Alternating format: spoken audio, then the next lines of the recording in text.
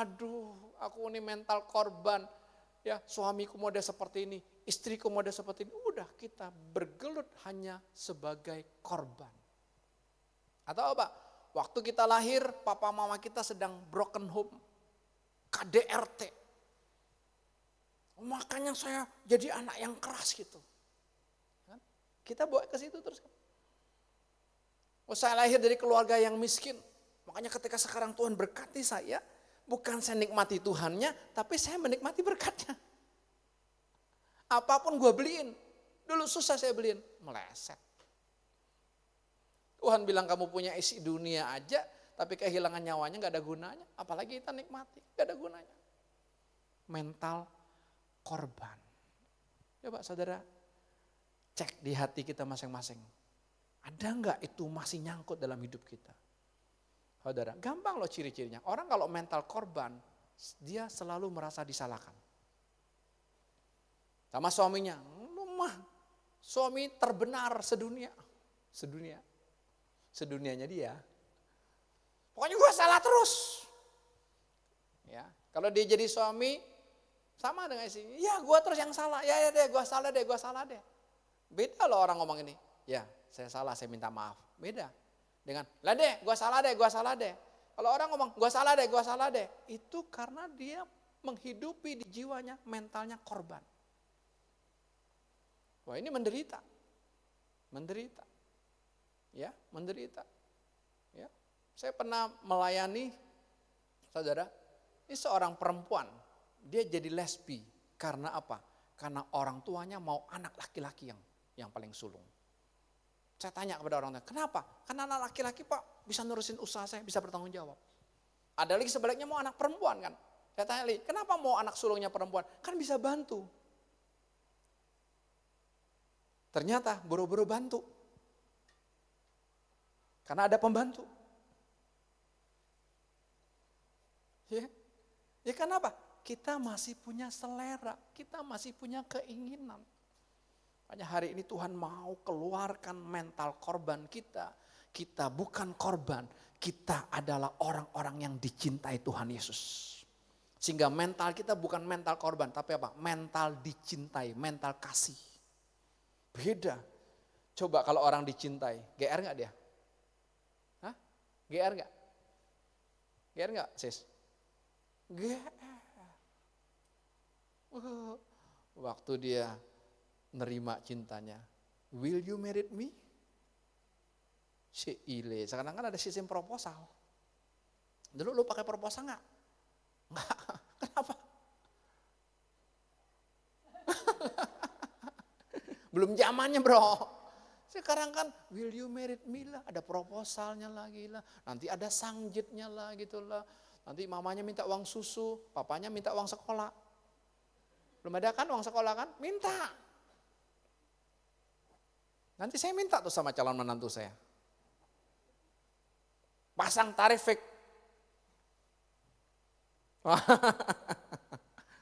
Tarifnya segini. Mau enggak? Belum apa-apa udah kasih tarif. Calon menantunya bilang, oke, gue bersedia sekarang. Tapi nanti gue udah dapat anak mau gue sikat dia. Duitnya gue ambil lagi. Kan kacau. Kenapa? Karena kita ngikutin caranya dunia. Kita ngikutin gaya Eropa yang gak ada gitu, kita ikutin juga. Gitu kan. Dulu saya ngelamar kamu ada gak sangjit? Hah?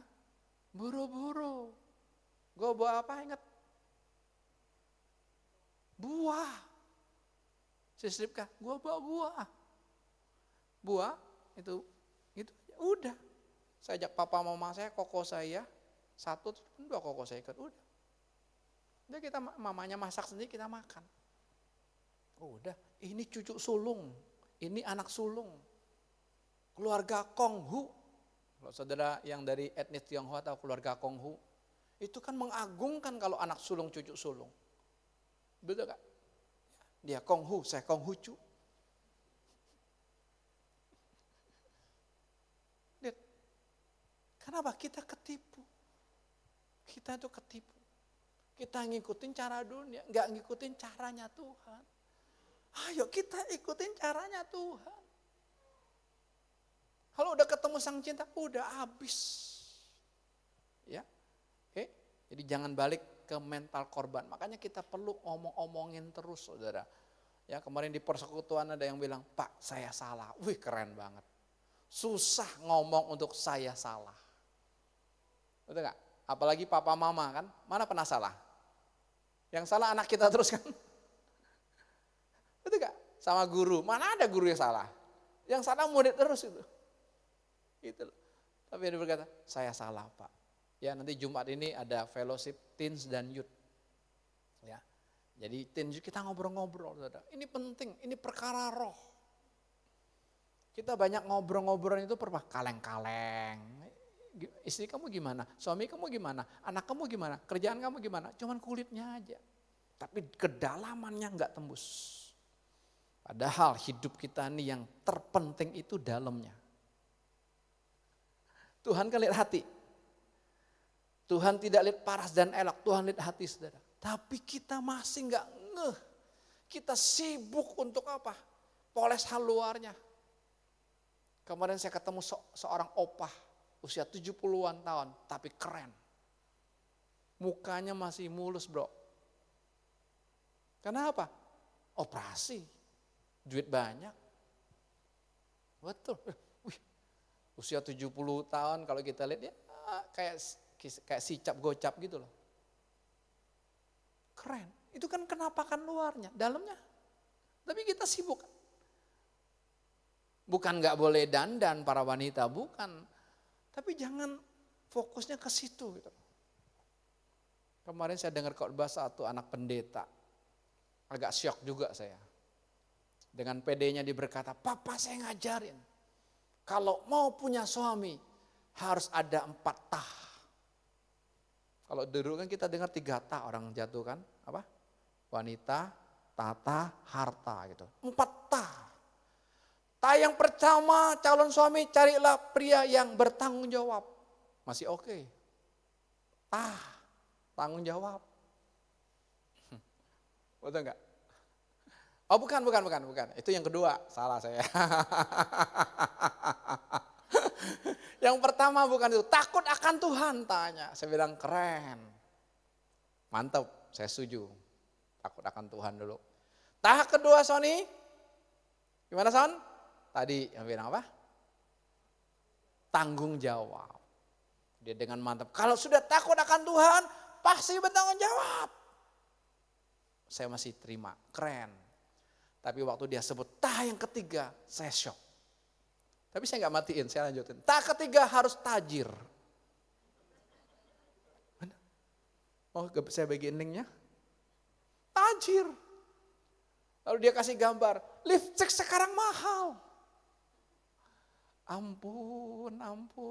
Kalau lo dulu dengar khotbah gini nggak jadi kawin sama gue kan? Gue ngeper kawin sama dia. Betul Vi, gue ngeper Vi. Dia SMA udah naik mobil loh Vivi. Tahu nggak minyak wanginya made in apa? Paris. Ben, gue kagak mampu beliin. Paris kan dulu kan, minyak wanginya kan.